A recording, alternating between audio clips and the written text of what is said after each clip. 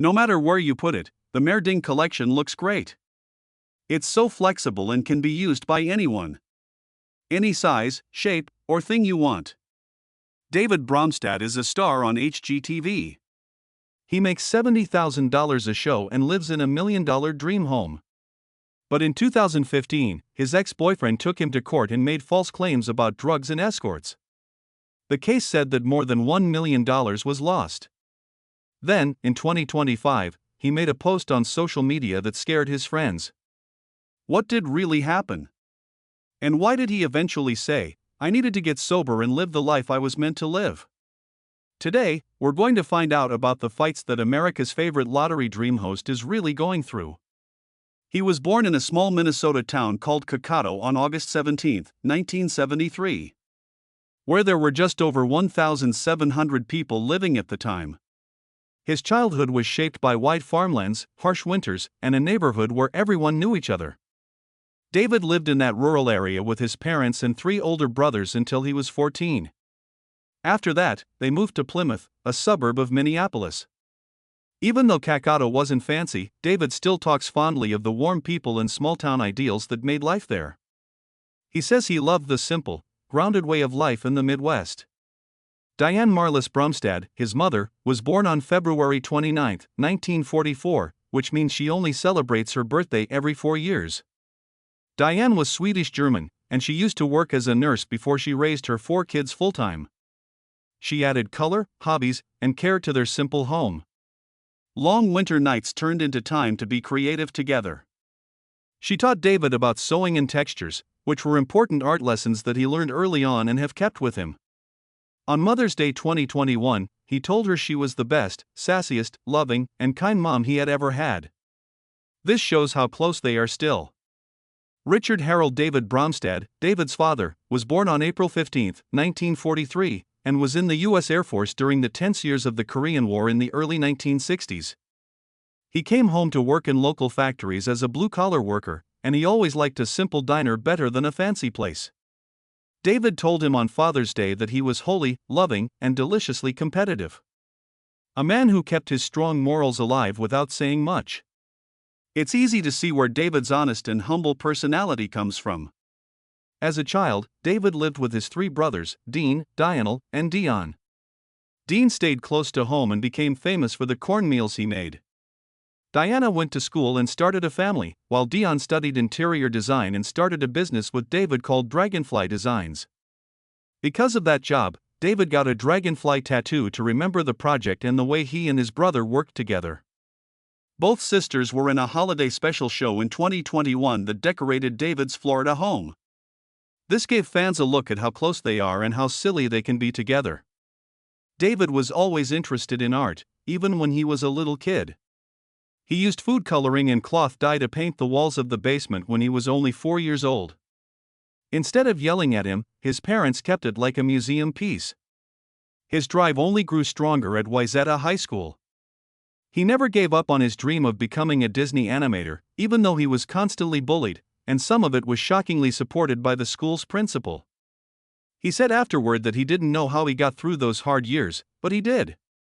He graduated in 1992 with his goal still in mind.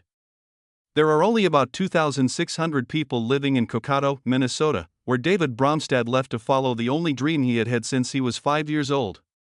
Becoming a Disney animator wasn't just a dream for him, it was who he was. He got to Ringling College of Art and Design in Florida's Sarasota.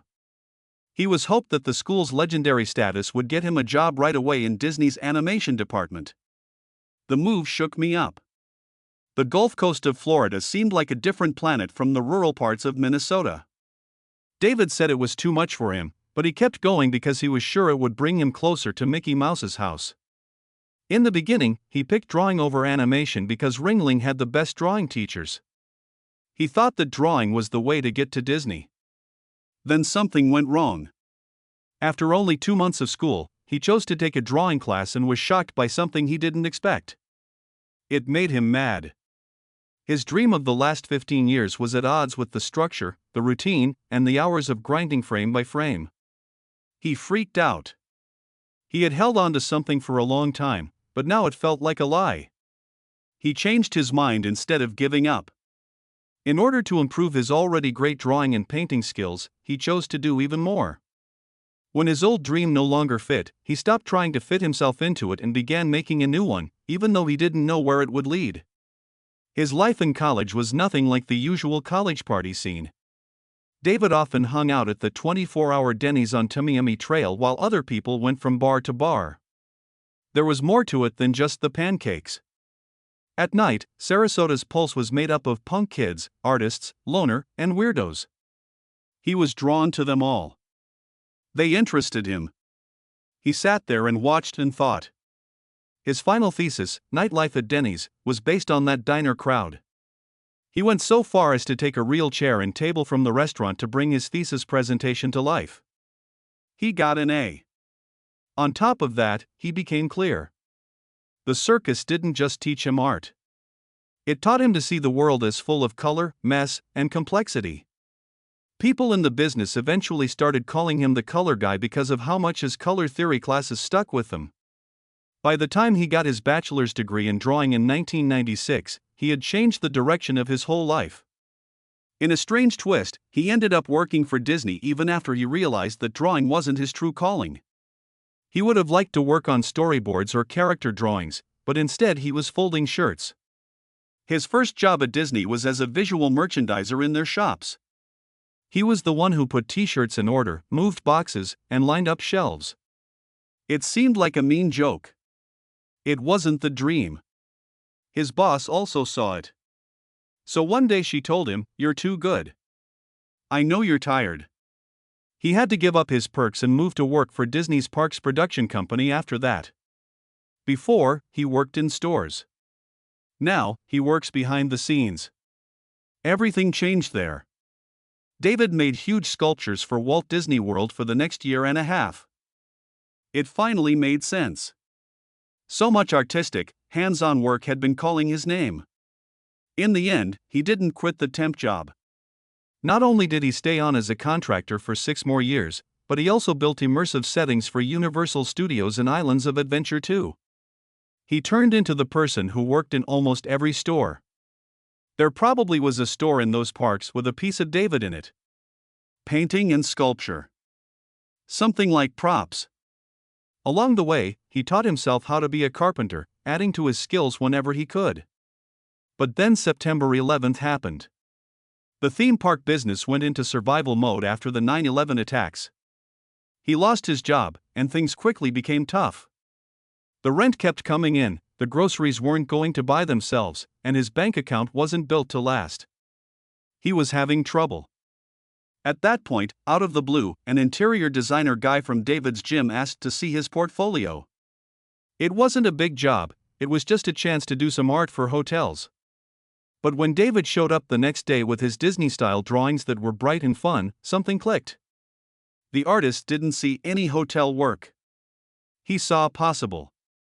He didn't offer him the job at the hotel, instead, he threw David a surprise. What if he created rooms for kids instead?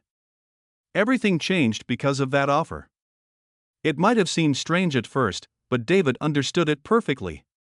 He learned how to be a good carpenter while making things at Disney for 6 years. He could make a story out of nothing. He later told me that kids' rooms were mostly about props. So it came naturally. He did more than just decorate those rooms, he changed them. Each one had to scream excitement to get people going. The goal, he said, was easy. Have a kid come in and say, "This is the coolest bed I've ever seen." The thought that made him go wow stuck with him. It turned into a way of thinking about design that he used for the rest of his work. Now we're in 2006. David lived in Miami Beach and was 32 years old. And a friend pushed him to try out for the first ever HGTV Design Star Challenge. David jumped right in and came with the mind of an artist. He used every wall and piece of furniture as if they were fresh canvases. His fashion sense was cool, up-to-date, and fun. The judges saw right away that he wasn't just another designer. Being brave and a little risky was part of his art. He went big when everyone else played it safe. The third show, the Wildcard Challenge, then came out. This wasn't a normal job for a designer. The contestants had to make a room out of random items they found around the house. David went to a pet store and made a place that was so unique that one judge said it was genius. At that moment, he became the clear leader. He kept surprising week after week, never settling for something safe or dull. He tried new things, made the strange look great, and got praise that every designer dreams of. By the end of the season on September 10, 2006, there was real tension. But watchers knew what would happen. It was David Bromstad. After 58 minutes of building, the big reveal finally came. When host Clive Pierce told him his name, David broke down in tears and hugs right there on TV. He also got a brand new Mercury Mariner SUV to go with his new show. Some news sources say he also got a Ford Mustang GT Roadster on its own. That was his very first brand new car. But David's win was huge even without the wheels. He was not only the winner, but also the first real star on HGTV. Design Star on HGTV brought David Bromstad back in 2007, only a year after he won the first season. He came on as a guest judge in the first show of season 2. But Island Dreams, the 7th show, is the one that most people remember. It played on September 9, 2007. And him, Miles and Todd Davis, the two finalists, were each given $10,000 to make beautiful tropical getaways out of old hotel rooms in Hawaii. David was there to help them feel better and give them ideas for art. The last episode aired a week later, on September 16. After more than 900,000 viewers chose, Kim Miles was named the winner. She did more than just win the title. She also got her own show called Miles of Style and a Mercury Mariner SUV. Even though it was a loss, Todd won the same car as the winner. In 2011, 4 years later, David wasn't just stopping by. For season 6 of Design Star, which began on July 11, he was the full-time coach. The show this time was in New York City, and 12 designers were competing. The new host was Tanika Ray, but David worked with the applicants to improve how they looked on camera. The fact that he had won before helped him in every task. During the white box task, they had to make their dream kitchens better. In another task, the final 3 had to redesign a house that was only 86 square feet, the size of a closet. Carl Sponholtz came in second, and Meg Caswell won that season. David showed them how to talk about design choices in a way that TV viewers could understand. They were always being told how important it was to learn the basics of design and color theory. Things changed again in 2012. David was now the host and coach for season 7 of Design Star. It came out on May 29. Tanika Ray was meant to come back as host at first, but things changed. It also moved to Los Angeles. The contestants had to deal with tough design problems and being on camera at the same time. David led them through it all and also ran the elimination games. Judges Vern Yip and Genevieve Gorder were back to look at everything again, from how well it was done to how well it looked on TV. Danielle Colding stood out from the start and won the season, which led to her getting her own HGTV show. David had to do twice as much work for his job, but he had twice as much power. David came back again not long after that. It was Design Star All-Stars this time. On July 31, 2012, the show first aired. It had 6 finalists who were back. Dan Vickery from Season 4, Tom Vecchione from Season 5, Hillary Younger from Season 7, and Josh Johnson, better known as Sparkle Josh, from Season 2. The event took place in Dallas, and the winner got $25,000 and a guest spot on an HGTV show. David was the host and guide, and Genevieve and Vern were the judges again. In a rooftop whitebox challenge, they only had 2 days and could use the fancy Pacific Design Center, which was a big step up from the everyday limited supply runs. A few famous guest judges also showed up. Among them are actor Emily Proctor and HGTV stars Monica Peterson and Carter Osterhaus. Leslie Azell won in the end and became the first official Design Star All-Stars winner. David was already building up his HGTV profile in 2009, before he got some of these big hosting jobs. His guest spot on Bang for Your Buck was one of his best, which ran from 2009 to 2011. The show was all about showing people how to get the most out of their home improvements. This was when David showed up. He was also hosting Color Splash, which was already in its third season. He proved that he was talented in more than one show. He also showed up on HGTV and Design at Your Door, which helped him become one of the most recognizable names on the network. These visits helped him get ready for his next big hit, My Lottery Dream Home, which would air in 2015 and become one of the most watched shows on HGTV. Color Splash, his new show, started on March 19, 2007. It had 134 shows over 10 seasons that turned dull, tired rooms into places that were full of life. David did things in a crazy way. His last choice was paint color. Sometimes hours before the makeover started. Why? The color was chosen based on the room's accessories and energy. He didn't plan with color in mind. He was letting the color change the room.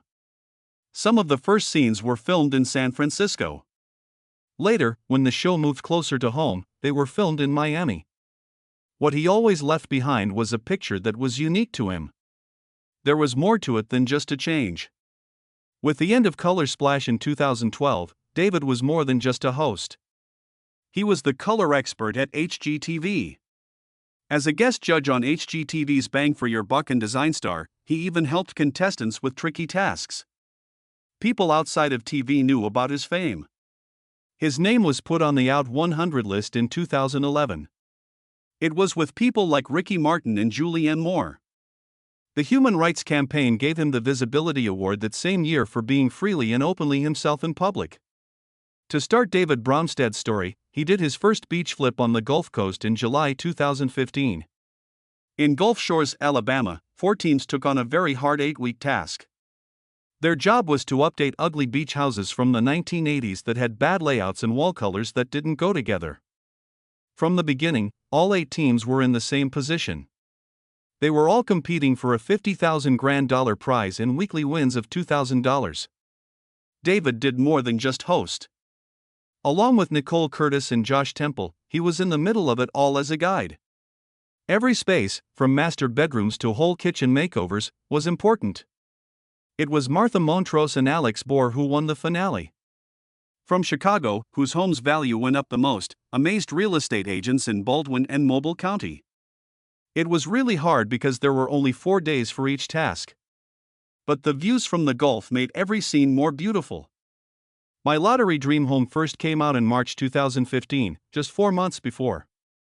David has now helped more than 200 people make their dream purchases come true. It ranged from a few $100,000 to tens of millions for some. Everyone will never forget the show in 2018 where John from Massachusetts won $10 million and moved to Hollywood, Florida. David showed him farms that had open water and private docks for yachts. That style stayed. There are 3 to 5 property tours per episode, and each one shows high-end features like private beaches or even chopper pads. The show was a hit not only because of the homes, but also because David helped the winners stay grounded while they became rich quickly. His design, eye, and charm led them to make decisions that would last, not just go with the latest trend. Then, in 2021, the show showed more of David's life. After looking for 4 years, he finally found and bought his dream home in Winter Park. It was a Tudor-style home with 5 bedrooms and 4 bathrooms. He paid $975,000 for it, even though it was listed at $950,000, which was more than he had planned to spend. But the garden and outdoor kitchen sold him right away. He told her, "It hit me hard." That wasn't all he did. He did a lot of work on his house in 2022, adding a game room and an in-home theater. Upstairs, there is a huge master suite with balconies, a walk-in closet, and a signature pink bathroom. By July 2024, he admitted that the costs were twice what he thought they would be, but that the outcome showed who he was. Bright, bold, and fancy. In the spring of 2021, he participated on season 2 of Rock the Block with Tiffany Brooks, Charleston, and herself. They only had 1 month and $225,000 to fix up 3-story houses. As a smart move to raise the value, they added a 6th bedroom and 4th bathroom on the top floor. Their kitchen was beautiful, with high-end materials and bold patterns. The other teams, Nate Berkus and Jeremiah Brent, Mike Holmes and Allison Victoria, and Brian and Mika Kleinschmidt, were very good. David and Tiffany tried hard and made smart design choices, but they couldn't win any of the challenges. The Kleinschmidts won in the end, and their names will be on the street sign. Now we're in season 18 of My Lottery Dream Home, which started in July 2025. David makes about $70,000 a show, which is one of the highest rates on HGTV, adding up to almost $500,000 a year. He goes from coast to coast, staying in Florida houses, Tennessee lakeside cabins, Massachusetts ski retreats, and high-end homes in the Hamptons. David's sticking power is shown by how consistent the show is and how big it is getting. In 2017, the Property Brothers made a high of $150,000 per show. He may make less per episode, but he is a giant in his own right because he can connect with so many people. But there was some trouble with his rise. Jeff Glasgow, David's ex-boyfriend, sued him for more than $1 million in December 2015, saying that David spent joint funds on drugs and prostitutes after 11 years of being together. The case was thrown out completely. The judge said the claims were not true and even punished Glasgow for bringing an unnecessary case. The best words came from David's lawyer. This was not the truth, it was panic. In August 2016, David's dad Richard almost died because his heart valve failed. His heart rate at rest had risen to 136 beats per minute. David quickly left everything to go to the hospital. He stopped working on Color Splash to tell his friends about the scary event on Facebook. Thankfully, his dad got better. And on Father's Day 5 years later, David sent him a message from the heart. Once more, tragedy struck in July 2015 when Greg Girard, David's best friend and a graphic designer, had a hemorrhagic stroke that left him almost totally paralyzed. The cost of care went up to $100,000. Greg's parents moved in to help him out. David helped raise $25,000 through a GoFundMe effort and posted updates about Greg's progress online. Greg slowly started walking again. It hurt to remember how quickly things can change. David's story about coming out gives it even more meaning. When asked straight out on Design Star in 2006 if he was gay, he said yes. But there was more to the truth. In the 1980s, he grew up in a Christian home in Minnesota. In the cafeteria, more than 600 kids made rude gestures toward him. A stupid school director joined them. That hurt people. He didn't fully accept himself for another 10 years. He wrote a strong message while hiking 2,000 steps up Norway's Rheinbringen in 2023. Feels good to be present, sober, and living the life I was meant to live. It proved that he had been on a long journey to get clean and find peace. In May 2025, fans were scared after seeing a single Instagram picture. David put a picture of himself lying down with an oxygen tube in his nose. He didn't say anything about it. Fans thought the worst would happen. A lot of comments came in. He wrote again the next day. I was in a hyperbaric chamber getting oxygen to my cells. I felt great, was very healthy, and was growing, my loves. The visit wasn't to the hospital, but to improve health. David is being overly emotional today, but not all of his posts are taken the wrong way. He gave $5,000 to Safe Schools South Florida back in 2013. A nod to the hard times he had in school. He felt bad about what happened in the cafeteria and wanted to make LGBTQ+ kids feel safer. He said, I know what hell that can be. It was more than just money, it was a very personal fight. David is still an active artist outside of movies. He learned his bright, bold, and sometimes silly style at Ringling School of Art and Design. He worked with Penny Lane Publishing in 2011 to put out copies of his work, including color splash pieces.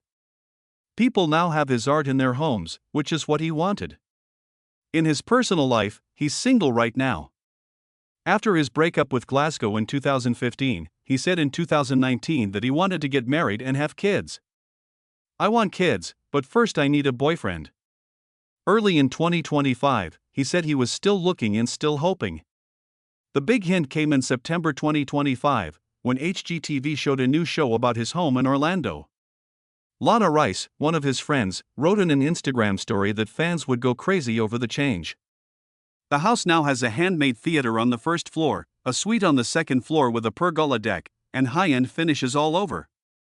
This is his most personal project so far. As of 2024 to 2025, he is worth between $2 million and $4 million.